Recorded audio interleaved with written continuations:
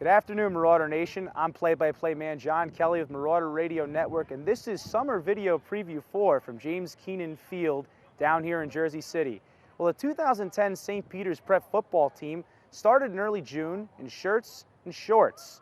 Several questions remained unanswered. Who was going to replace Raf Ortiz at quarterback? Who was going to replace Corey Davis and Brendan Dollahan at wide receiver? Anthony Wilkins and Jake Kaufman on the offensive line. Where were those replacements going to come from? And of course, Gianni McLaughlin's 106 tackles. How was that going to be replaced amongst the linebacking core? Well, after a repeat at the Rutgers 7-on-7 Shiano shootout and another victory there, several of those inquiries have been answered. But as we strap on the pads and head into vacation, several questions need to still be answered. It's Summer Video Preview 4 here on Marauder Radio Network. I'm play-by-play man John Kelly. Welcome back, Marauder Nation. This is Marauder Radio Network play-by-play man John Kelly. I'm joined by Coach Hansen here on Summer Video Preview 4 before vacation. Well, here's a different question for you, Coach. Tell me which opponents, starting like the first 2 weeks here, what have you been looking at on tape so far?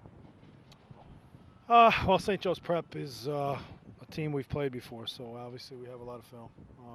You know, their last season and our game, of course, with them and cut up. So trying to brush up on that stuff and you know, just refamiliarize ourselves with some of the things personnel-wise.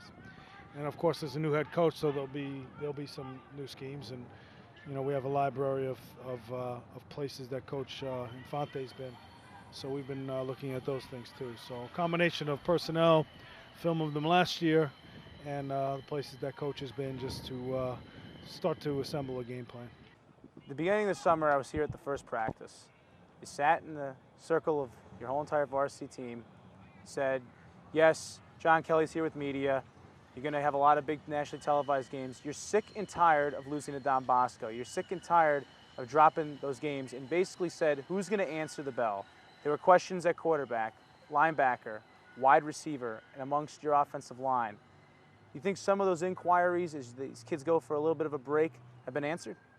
I do, and you know, I'm sick and tired of losing the state championship. It just has happened to beat a Bosco, and credit to them. But yeah, you know, coming into the summer, we talked about the leadership of Rafael Ortiz, the toughness of Kevin Ennis, the intensity of Gianni, and the courage of Corey Davis, among some of the other things that were echoed by the other seniors. But those four things coming from those four people last year won a lot of football games for us. And I think we've spent the summer trying to compete and find answers to that. And I think we have. We found leaders.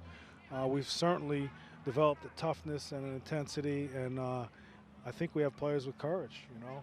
You can't really know it all until you stop playing one-hand touch and start playing real football.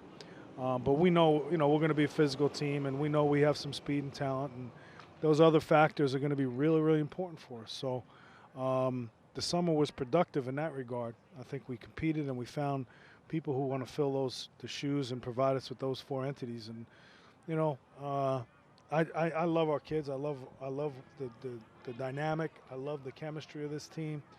Good senior leadership, a strong junior class, and very talented young guys. And you know, through those three classes, I think we'll be able to cross our T's and dot our I's and find a way to get it done. Talking about underclassmen, you got a quarterback, Brandon Napoleon, who's a junior. You're a guy who likes to pound the football and use the running backs. It's been known at St. Peter's Prep since the days I was on campus, the days before I came to campus. But having Brandon Napoleon, and fundamentally as a quarterback, that's got to make you feel confident to really go to the air game just as much as last year, but not as much. Yeah, I mean, you know, we'd love to be balanced, and I think you have to tinker and screw around with your schemes and what you choose to use in your playbook based on your talent. You know, Brandon has great footwork. He's a runner, but he's also a thrower. You know, he's a legitimate dual threat kind of kid. Now you got to be under the fire and get your chin bloodied a little bit, and can't do that till the pads go on, to really find out, you know, what you're going to bring to the table. But up to this point, he's done everything that we could have asked him to do, and he's developed, and I think he's really developing a tough skin, and that's going to be the key. You know, I've always told him and all the quarterbacks, the most important play for me is the play after you screw up. And you know, last night, for instance, first play of the first game, just misread something, poor ball. You know, we got on him a little bit, and then we scored 2 plays later on, you know, 2 consecutive passes. So he's learning the mental game, and I think he's learning how to deal with me a little bit. And Question I'm going to ask you, as you guys go into vacation, what do you ask of the players? I mean, for you, I know you said, well, I'm going to be watching a lot of your videos, John, so I think we did a good job, my camera guy, John Proctor, and I, and I'm sure there'll be a lot of film study.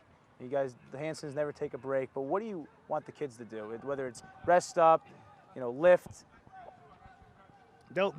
Yeah, I mean, we've been going at it since January 7th with a 2-week break, a week, you know, Easter and a week for exams, but basically that's it, man. And so these guys have been going pretty hard for a long time, and I really think it's important for them to take a mental disengage from the program and being here and the grind.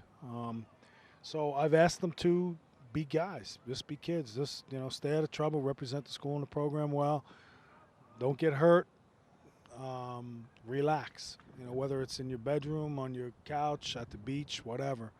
Don't really do much of anything.